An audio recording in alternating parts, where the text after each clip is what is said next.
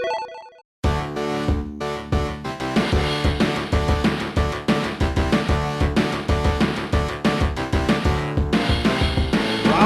one, fight! A lot of people call me Mr. Atari because I did so much Atari stuff. Call me Mr. Atari. You lose. Perfect.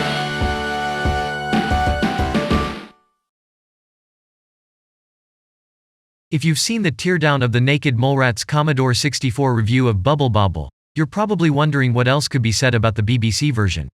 You may recall that Kieran converted his ZX Spectrum review to the C64 by simply changing the computer name, choosing to preserve his appalling grammar and awful mistakes. Musician Tim Fallon should be thankful that Kieran spelled his name correctly in that review, after the LED Storm fiasco where Mr. Molerat said that his name was Tom. This is despite the fact that Peter Clark wrote the Commodore music, not Tim or, for that matter, Tom. If we highlight the differences between the C64 and the BBC review, you can see that Kieran changed approximately 3% of it, and yet he still managed to go above and beyond, butchering the review as only he can. According to Kieran, Bubble Bobble was released by Firebird in 1989. Not for the BBC Micro, it wasn't. More on this later. What is there left to say about this iconic game? The answer to that would be, not much, and the chances of the Laird being the one to break new ground on this front are slim to none.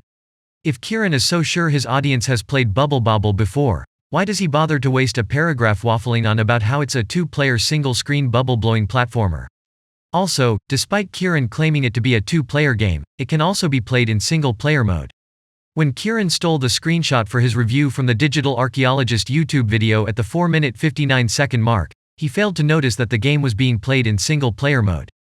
We are then unreliably informed that Playing the parts of Bub and Bob, two humans who have been magically turned into dinosaurs. Another sentence, another clueless, easily avoidable mistake. Bub and Bob are dragons, not dinosaurs. This fact is not a secret, and is well known by anyone who knows anything about video games. You might fight your way through each level in order to return to your original form. In Kieran's mind, fighting through each level is clearly an optional gameplay mechanic. Perhaps standing completely still for the entire game and hoping the enemies don't notice you is how Kieran would recommend playing it. Look out for the bonus bubbles that contain letters spelling the word extra. The Molerat seems to think that buying an Electron, without any way to power it or load games, will suddenly make him an expert on the BBC Micro. Those of us that have been part of the BBC retro gaming scene for more than 5 minutes would know that the BBC version of the game doesn't even feature the bonus letters that spell the word extend. If Kieran had loaded the game rather than simply pressing Ctrl-C, Ctrl-V on a review for a different system, he might have known that. Then again, this is the same wet behind the ears Johnny-come-lately who erroneously claimed the bonus bubble letters spell the word extra in all his Bubble Bobble reviews. If you get all the letters, you activate a warp, taking you several levels ahead. In all other versions of the game, collecting all letters from the word extend results in the current screen being cleared of enemies, and an extra life being awarded, skipping you ahead to the next level. You do not skip several levels, as is claimed, incorrectly, by the Laird. He continues to ramble, then switches into caveman mode. Visually the game excellent. Oh dear. Kieran couldn't be bothered finding out who the BBC musician was, despite the intro sequence clearly showing that Peter Gillett was responsible for the programming and sound. Instead, he simply sliced out Tim Fallon's name from his C64 review. I'm sure the actual Commodore 64 musician Peter Clark is grateful that his name was left out of these appalling reviews. At least the soundtrack wasn't a joy to behold this time around.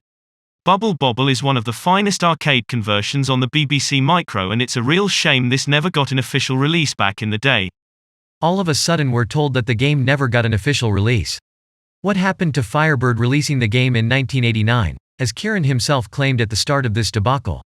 You won't find the truth in anything Kieran Hawken dribbles into these books, so we'll provide a little history from a real, longtime BBC fan. The BBC version of Bubble Bobble was created independently in 1988 as a clone of the C64 version. The team approached publishers hoping to secure a deal for the game, but it wasn't deemed financially viable to publish on the BBC by that stage. The Firebird 1989 copyright message was displayed to show the company that the game was basically ready to go, nothing more than that. Kieran also fails to mention the fact that the game will not actually run on the Acorn Electron. It requires a BBC or a Master 128. Despite the BBC version running slower than other platforms, missing out the extend bonus letters, and suffering from some minor bugs, Mr. Molerat still saw fit to froth like the proverbial fibbing, red-headed stepchild, awarding the game a perfect 10 out of 10 score. Despite being demonstrably inferior, the game still gains the exact same top mark given in his reviews to superior versions of the title on other platforms.